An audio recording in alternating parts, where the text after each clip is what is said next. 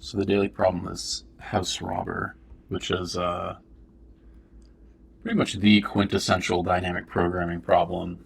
So I'll probably take a little bit to describe some basic dynamic programming concepts. So the problem, you can pause and read it, but the crux of the problem is that we have this array, nums, that represents these houses, and we can only select at most every other one. If you select a house and you add that to your total, to your output, then you can't select the house next to it. So here, and we're looking to maximize the output. So here we have a couple of options. We could say, one, if we hit this house, we can never hit this house, so we'd have to steal from house 3. So that would be the output of 4, which happens to be the pattern that would give you this output. We could also say, well, what if we skip 1 and we hit 2? And then in that situation, we can't hit 1 or 3, so we hit this one, because why not? And then so we get 3 there. Another situation, we could say, hey, well, we hit 1. Let's say we don't want 2 or 3. We want this one as well. That would give us 2, so we wouldn't want to do that. But that's like the basic conceit of the problem. And it serves to show how dynamic programming often is a matter of optimization. It's not really necessarily ever going to show you a new solution to a problem that before was completely arcane. Because what you can always do here is you can always just find every single combination of numbers and then compare them. You can say, what happens if I select 1? What happens if I select 3? What happens if I select 1 and 1? And so on. If we go up here, we have our examples, but let's take a larger array. We have something like this, and we say, well, let's select 1, and then we have a choice between 3 and 4, but let's select 3, and then we have a choice between 5 and 6, let's select 6, and so on. We're going to have to do that if we just perform a straight depth first search like this. That's only if we selected 1 and not 2. And this is going to take, on the order of O of n factorial, which is just about the highest time complexity you can possibly get.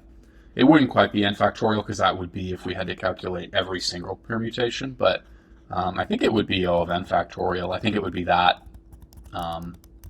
divided by some constant. That's just the portion of all subsets or all subsequences, all subsets that follow the specific pattern of having every other at most. So that's not an option. And this is where the dynamic programming comes in. All we really have to do is build out. We just say 1, 2, 3, what's the best there? And then we look back. It's a lot like Fibonacci numbers. That's like the most basic. Fibonacci numbers or climbing stairs are the two most basic possible dynamic programming questions you could get. And the goal of dynamic programming is pretty much to just not have to recalculate too much. So often what you want to do is start with the base case. That's a base case, just is in this context, case that doesn't involve recursion. It's the ultimate bedrock that the recursion will hit.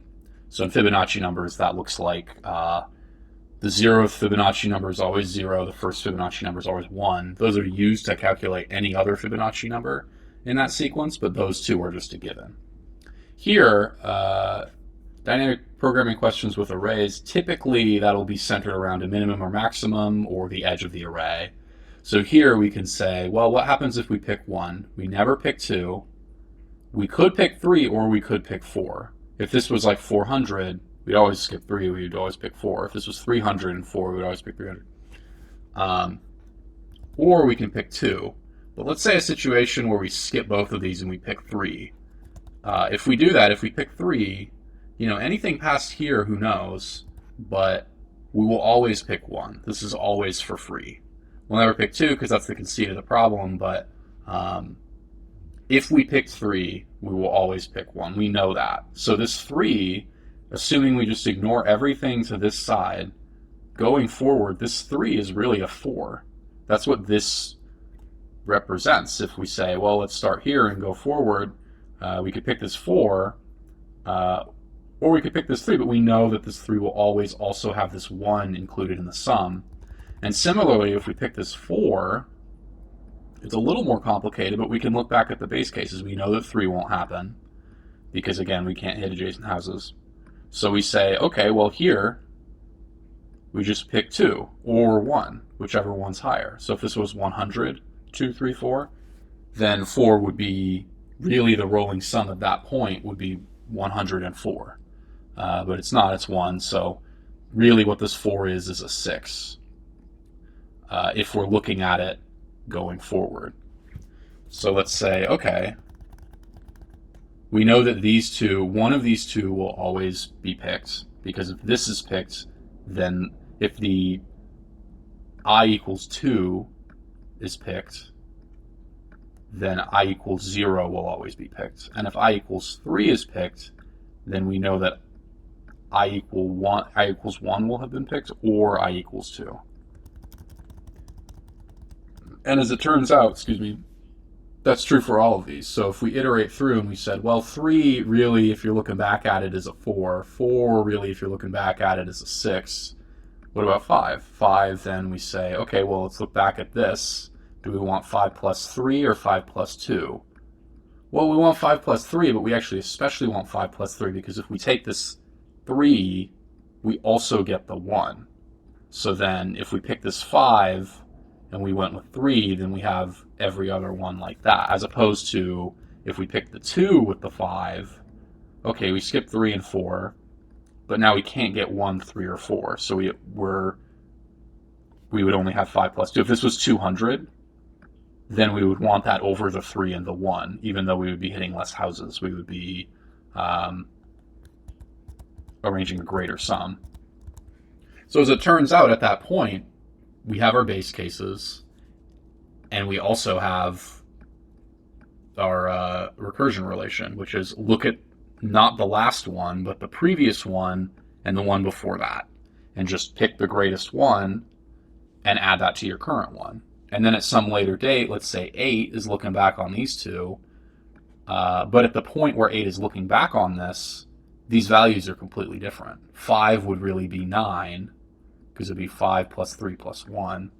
6 would really be 12, because it could either be 6 plus 4 plus 2, because 4 shows 2 at some point, so this is really a 6, or 6 plus 3 plus 1, which it would choose the 4 plus 2. So you can build out like this and say, oh, 4, 6, 9, 12, whatever 7 would be, whatever 8 would be, and so on. And it's very similar to calculating the Fibonacci numbers. We're just adding, it's very slightly different, and it's based off of this array that we're given, but we're sort of just adding the previous two values that were returned from this function, ignoring one. But so let's code that out. Let's say, okay, for I in range of length of nums at I is going to be added to nums at I minus 2 or nums at I minus 3. So if we have 3, then it can be either 1 or, actually the way Python would work, this would wrap around. So we need to say it's not actually just every single number, it's every number starting with the third index. Because if we look at this, 0, 1, 2, 3, when I equals 3, that's the only situation where we're actually choosing. In case 2, here we're choosing between these two. Here we're choosing between these two. When I is 2, we will always add the 0th element. So we kind of just need to add that at the beginning. We say nums at 2 plus equals nums at 0. And then we need to look at our constraints. That's always very important to show an attention to detail. So it turns out nums.length can be just straight up 1. So in a situation where we're given a single element, we would just return that element. And all of these wouldn't matter. There's no way we could access nums at 2. That would give an error.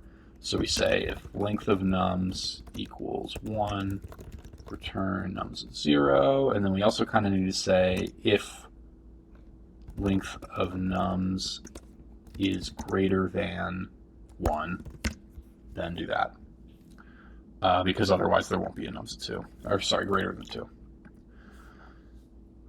So then if let's just return 0, it'll be wrong, but that's not really what we're interested in. Let's print nums now and look at what we're looking at. Oops. Oh no, I don't want sum, I want max. Okay, whatever. Return 0, we don't really care. So we've changed this array 1, 2, 3, 1 to be 1, 2, 4, 3. And that does represent something. What it represents is we've followed along and gone, hey, if starting from the left, what's the rolling sum currently? What's the current best thing we can get if we hit this house? So at 1, at I equals 0, we say, well, we're starting here, so it's just going to be the value that this originally was. Same with 2. For 3, we say, well, it's always going to be 3 plus the 0th value. And then for this final 1, we say, well, it's 1, and then we can either add this 1 or this 2. And this may seem like, well, what do we do with this? Because some of these are complete, like the 4 and the 3 seem like, well, they're incorporating everything. The 1 and the 2, though, that's just like random variables. Who cares? You know, and if we look at case 2, or let's make a new test case, and let's say 1, 2, 3, 4, 5, 6, 7, 8, 9, 10. For this one, you know, this doesn't necessarily mean anything because this is only up to this point. We're saying, hey, this 9 represents the 4th, I equals 4, and everything to the left, which is cool that we've tacked that down, but that doesn't actually help us. But this is where we can do something kind of cool. We can say, well, just like our base case, we know that we'll always use a 1 or a 2.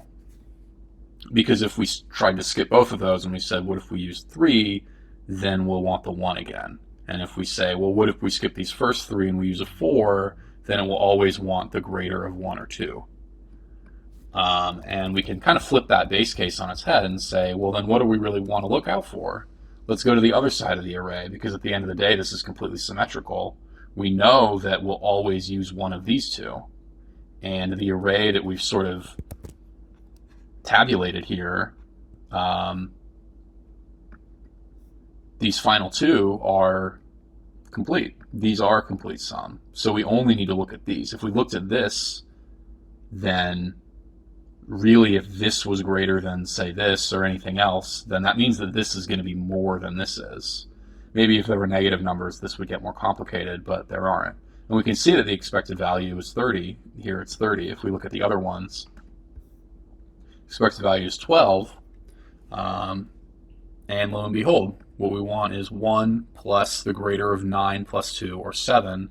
9 plus 2 is 11, which is greater than 7. So 1 plus 11 is 12, which would be these 3 indices chosen, which is what this represents.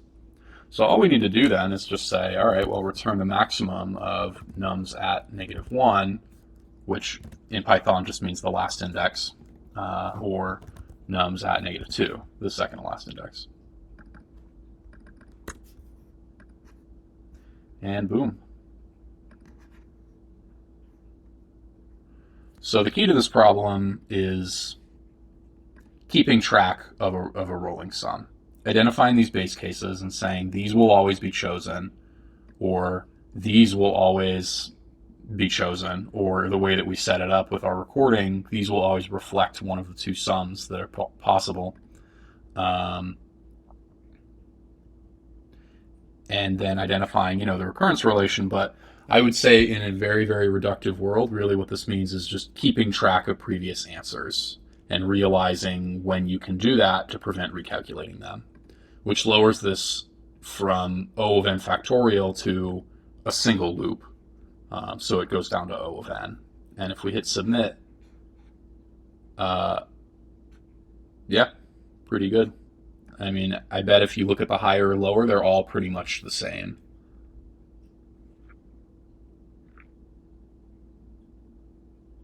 Oh, That's using like a weird list comprehension thing, but it is the same basic algorithm, and this one's the same basic algorithm. It just is using a separate array. And that's one thing that obscures this solution to this question from a very traditional dynamic programming approach, is that this is using the input array nums as your DP array, which is, you don't have to do that. You could make your own array, but you would kind of just be, it would be redundant. You can use this instead, which makes it slightly more confusing, but it is a slight optimization that shows up a lot in dynamic programming. So yeah, I hope this helps.